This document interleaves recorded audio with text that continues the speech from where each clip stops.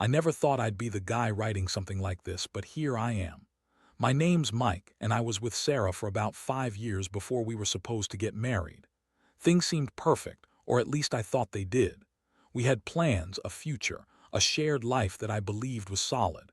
She was fiery, beautiful, a little bitchy at times, but I loved her even when she'd throw tantrums over stupid stuff. She'd say I was too clingy, too jealous, whatever. I thought that was just her personality, her way of being honest. Honestly, I was happy, or so I thought. Looking back, there were little signs that something was off, but I brushed them aside. She started acting weird about her phone, hiding it more than usual. Sometimes she'd get calls late at night, and she'd quickly lock her screen when I came into the room. She'd also become distant, less interested in sex, and more preoccupied with her social media. I joked around about it, said she was probably just tired or busy with work. She'd roll her eyes and call me paranoid. But the truth was, I felt it. There was a wall between us. Still, I convinced myself that everything was fine, that I was overthinking. Then about a week ago, I noticed her phone was lying face down on the counter when I came home from work, which wasn't unusual. But what caught my eye was a message notification that flashed on the screen briefly as I passed by. It was from someone named Jake. I didn't think much of it at first, but then I saw more messages pop up. They weren't just friendly, they were flirty, intimate. I saw texts like "can't wait to see you tonight" and "last night was incredible." I swear my stomach dropped. It was like a punch in the gut. I wasn't imagining things. She was freaking cheating on me. I started feeling sick. I didn't confront her right away. Instead, I went through her phone when she was in the shower.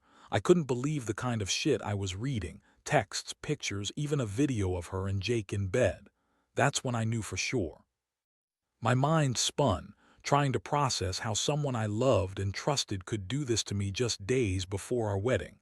I kept thinking about all the moments we shared, the promises, the plans for the future, how I never saw this coming, how I was so blind to her lies, her sneaky ways. When I finally confronted her, I was furious. I called her out in the middle of the living room, my voice shaking with anger, shock, and heartbreak. She looked at me with that bitchy little smirk like she didn't even care. Then she started with her usual lies. "It's not what it looks like," she said. "Jake and I are just friends," she added, rolling her eyes like I was just some insecure idiot. But I had the messages, the proof, the videos. How could she lie so effortlessly? She kept telling me that I was overreacting, that I was paranoid, that I was insecure, that she loved me and would never do something so stupid. But I knew better. She was cheating. She fucking cheated, and I couldn't believe I trusted her. That night I felt like my world was collapsing. I couldn't sleep. My mind kept racing, replaying every moment, every sign I ignored. How did I miss this?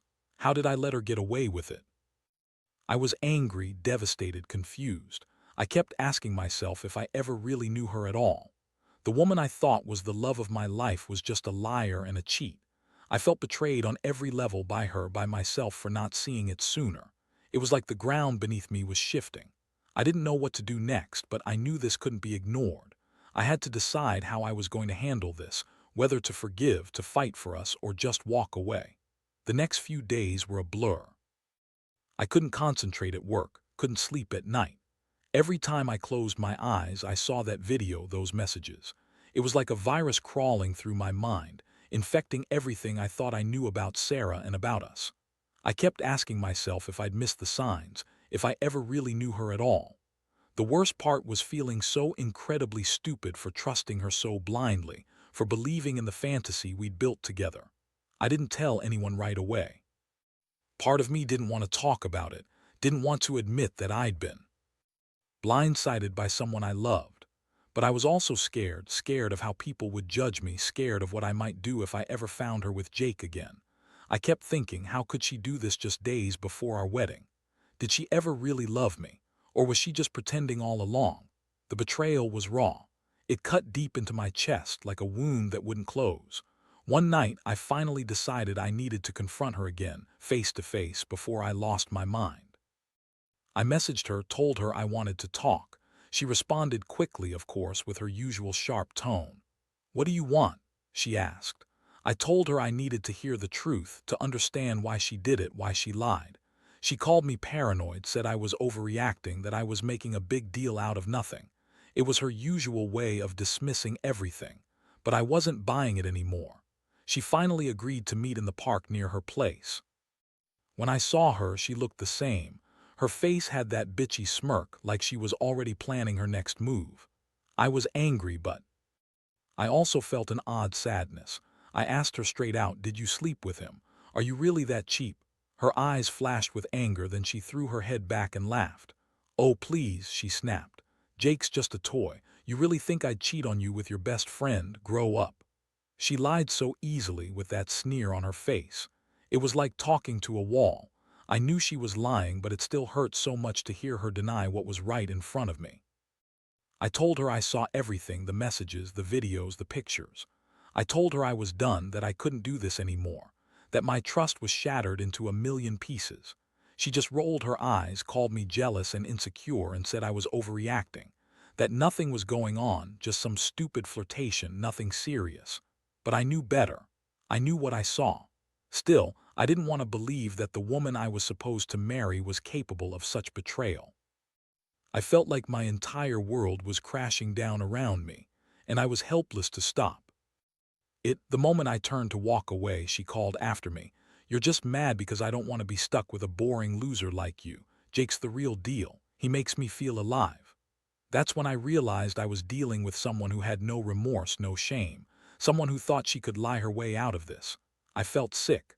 I was furious, devastated, and somehow I also felt embarrassed for her. How could someone be so blatantly disrespectful? It was like she didn't even care about what she was doing to me, to us.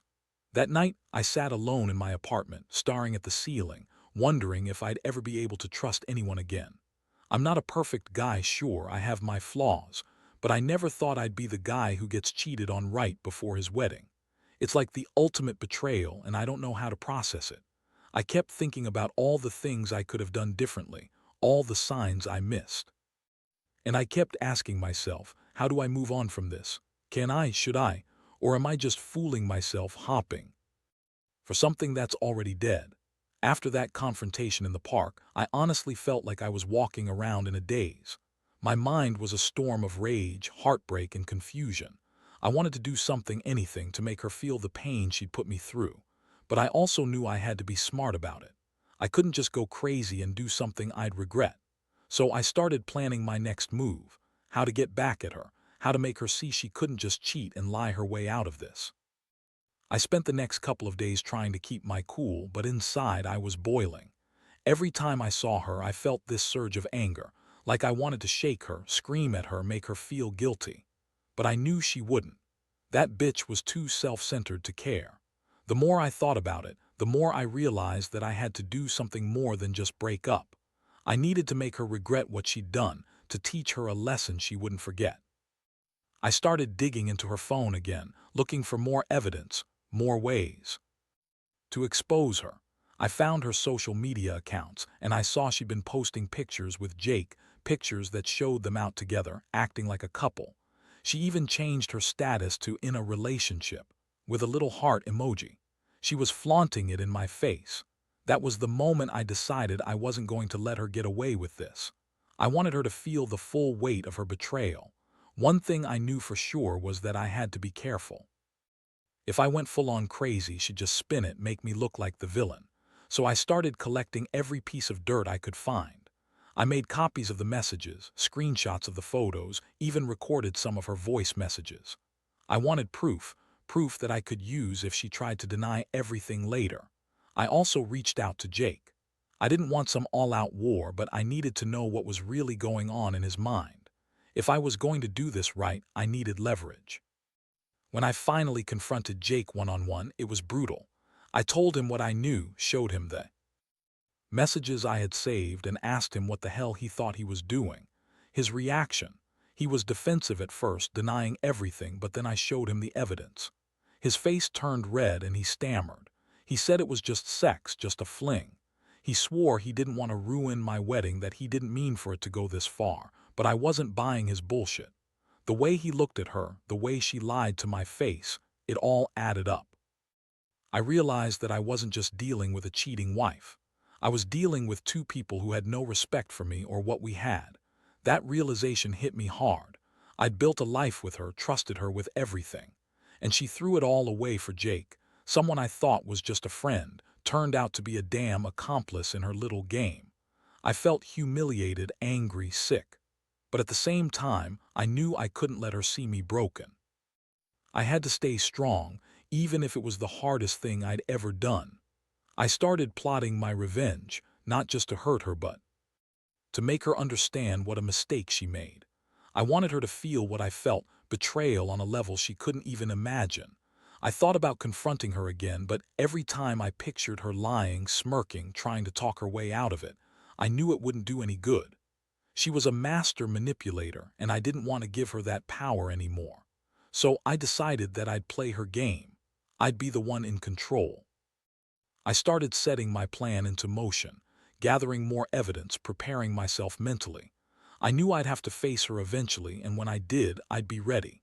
I didn't know exactly how I was going to do it yet, but I knew that the moment I exposed her, everything would change. And I couldn't wait for that day. The days that followed were the toughest I've ever endured. Every moment was a battle between my head and my heart. I kept thinking about her, about Jake, about everything we built that she now seemed determined to destroy. I felt like I was living in someone else's nightmare. Still, I stayed focused. I kept collecting evidence, waiting for the right moment to strike. I knew that if I rushed or let my emotions take over, I'd ruin everything. Patience was key, so I told myself. I also started paying close attention to her routines, her schedule, and her social media posts. She'd been out with Jake more often, posting pictures that seemed to say, "Look at me, I'm finally free." I saw her teasing her hair, flashing that big bitchy smirk, acting like she was the queen of her little world. And I hated her for it, but I also knew I had to stay calm. I didn't want her to think I was losing it. I wanted her to see that I was in control, that I was not going to let her get away with this. One night I decided it was time. I set up a camera in my apartment, one that would record her when she came home. I wanted her to believe I was still clueless, still waiting for her to come clean. But I was. I was just waiting for her to slip up, to reveal herself even more. The plan was simple: catch her in the act or at least get her on record saying something incriminating. I knew she'd try to manipulate me, lie her way out of it again, but I was ready for that. I had proof and I was going to use it. When she finally came home that night, she was acting more confident than ever. She sashayed into the apartment like she owned the place, and I played my part, pretending to be oblivious. I had the camera rolling and I watched her every move. She poured herself a glass of wine, kicked off her heels, and started texting Jake again. I could see her texting, "Can't wait to see you tonight." And then she whispered into her phone, "Let's meet at that hotel again, just like last time." I clenched my fists. That's when I knew she was planning to cheat again, right under my nose. I waited patiently until she went to the bathroom, then I played the recording back on my phone. Her words, her voice, confirming what I already knew. I knew this was my moment. I walked right into the bathroom where she was brushing her teeth, and I just looked at her. She spun around, surprised, her eyes narrowing. "What do you want, Mike?" she asked, trying to sound innocent but failing miserably. I calmly pulled out my phone and played the recording, watching her face turn pale. Her jaw clenched and she tried to deny it again. "That's not what it sounds like," she snapped, but her voice was trembling. I told her I had enough, that I wasn't going to let her keep lying to me. I told her I was done with her bullshit, that I had the proof, the evidence, and I wouldn't be fooled again. Her face twisted into that bitchy sneer, and she started calling me a paranoid, insecure idiot. But this time her words didn't matter. I had her dead to rights. The thing that hit me hardest was the look in her eyes, that mixture of anger and contempt, like she didn't even care about me or how much she'd hurt me. It was like I was just some obstacle she needed to get rid of, like I was nothing. That realization made me feel emptier than ever. I'd given her everything, my time, my love, my trust, and she threw it all away for Jake and her own selfish pleasure. I couldn't believe I'd been played so easily, that I'd been so blind. It was like I'd been blindfolded, walking around in a fog, and now I finally saw the truth. After I showed her the proof, she tried to manipulate me again, playing the victim and crying about how I was overreacting, how I was hurting her feelings. But I didn't buy it. I told her I was done listening to her lies. I said I never wanted to see her again, that she was dead to me. She kept screaming, calling me names, trying to turn the tables, but I just walked out. I knew I had to get out of there, clear my head, and figure out what I was going to do next. I felt a strange mixture of relief and devastation. Relief because I finally had the proof, and devastation because I realized I'd wasted so much time trusting someone who didn't deserve it. The days after that night were a whirlwind. I moved out of the apartment, packed up most of her stuff, and left her with nothing but her lies and that smug, bitchy smirk. I didn't want to deal with her anymore. Honestly, I felt numb, like I'd been punched so hard I couldn't feel anything anymore. Still, I knew I had to do something about Jake too. I couldn't let him walk away without consequences. That piece of shit played right into her game, and I was furious at myself for not seeing it sooner. I reached out to a couple of friends who knew about her and Jake, and I told them everything. They were shocked, but they also told me I should make her pay for what she did. That's when I started planning my revenge, something she wouldn't see coming. I decided I'd expose her to everyone who mattered, show her that her lies and deception had consequences. I wanted her to realize how much she'd messed up her own life. I got in touch with a private investigator I found online, paid him to gather more evidence on her and Jake. I needed to be sure I had everything: texts, photos, videos. I wanted to make her feel small, humiliated, just like she made me feel. I also contacted Jake directly, told him I knew everything, and that I was planning to reveal it all publicly. I told him I didn't care if he was sorry or not. I just wanted him to know I was coming for him. I knew I couldn't just confront her again face to face. That would be a mistake. Instead, I prepared a detailed dossier, an entire file with all the proof I'd collected. I wanted to leave nothing to chance. My goal was clear. I was going to ruin her reputation, make her regret ever crossing me. I wanted her to feel the same pain I felt, only magnified, public, and undeniable. One evening, I made a fake social media account and started posting about her, exposing her cheating ways, sharing screenshots of the messages, videos I had secretly recorded. I tagged her friends, her family, anyone who knew her. I didn't hold back. I wanted everyone to see what a liar and a cheat she was. The reactions came quickly: shock, outrage, disbelief. Her friends started questioning her, her family confronted her, and her career was suddenly on the line. I wanted her to feel the heat, to understand what she'd lost. Meanwhile, I kept my distance. I didn't respond to her angry messages or calls anymore. I just let her stew in her own mess. She tried to deny everything publicly, but the proof was damning. Every lie she told was exposed, and she finally started to unravel. Seeing her fall apart was almost satisfying. It's not that I wanted her to suffer. I just wanted her to understand that cheating and lying come with consequences. That's the lesson I wanted her to learn. Honestly, I've never felt so alive and so broken at the same time. Part of me still clings to hope that I'll someday find someone who's honest, someone who respects me. But right now, I'm just focusing on healing. I don't know if I'll ever fully get over this, but I do know one thing. Never again will I trust blindly, never again will I ignore the signs. She was a bitch, a liar, and a cheat, not just to me but to herself. And I hope she's finally learning that karma is a bitch. Now looking back, I realize I'm a different person than I was before all this happened. That betrayal changed me, made me more cautious, a little more guarded. But it also taught me a lot about trust, about who really has your back, and about the importance of listening to that gut feeling. I don't regret exposing her, even if it was messy and painful. Sometimes you have to burn everything down to start rebuilding, especially when someone's betrayal is so deep, so unforgivable. She's probably out there somewhere trying to pretend she's the victim, spinning her stories, lying her way through life. But I don't care anymore. I've learned to let go of the anger, the disappointment. It's a process, but I'm getting there. I know better now. Trust is a fragile thing, and some people just aren't worth it.